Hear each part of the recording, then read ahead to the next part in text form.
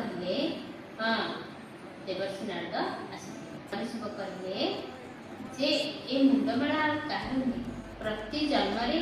तुम्हें देह त्याग कले तुमर ही मुंड को रखिदी माला करी कहीं ना मु बहुत भल पाए से कहू माँ कहले मो मुंड अच्छी आपण कौन से जाती भगवान शिव कहले मुझे अमर मोर मृत्यु हुए ना मु मृत्युंजय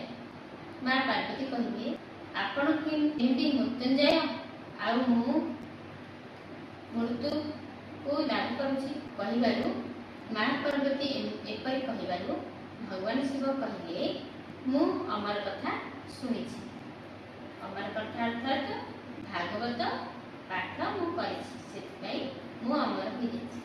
माँ कहले ताहले मते भी भागवत अमृत शुणा तापरे माँ भागवत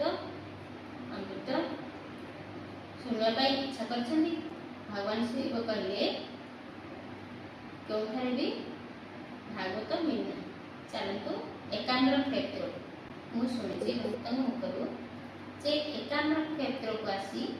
भगवान शिव माँ पार्वती को भागवत शुणाई तापरे भगवान शिव डमरू बजाई समस्त जीव जंतु को घड़ाई देह नाग सबको त्याग करते भगवान शिव बसिले माँ पार्वती सामने बसिले कहले मुझे भागवत कथा कहली से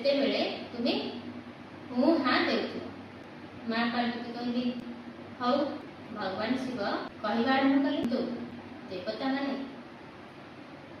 भगवान शिव पछरे गोटे शुक अंडाटी रखते अंडाटी भागवत शुणी जीवंत हो बिचारी अंडाटी मरजा अवस्था किंतु भागवत शुणु जीवंत हो शुआण पड़ी भगवान शिव भागवत कहते माँ मुहा कर कि समय पर माँ शोई पड़े अंडाटी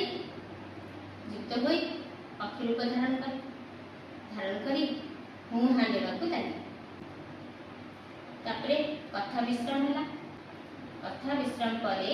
भगवान शिव कहले पार्वती कहले तापर कौन है भगवान शिव कहले अरे कथार विश्राम है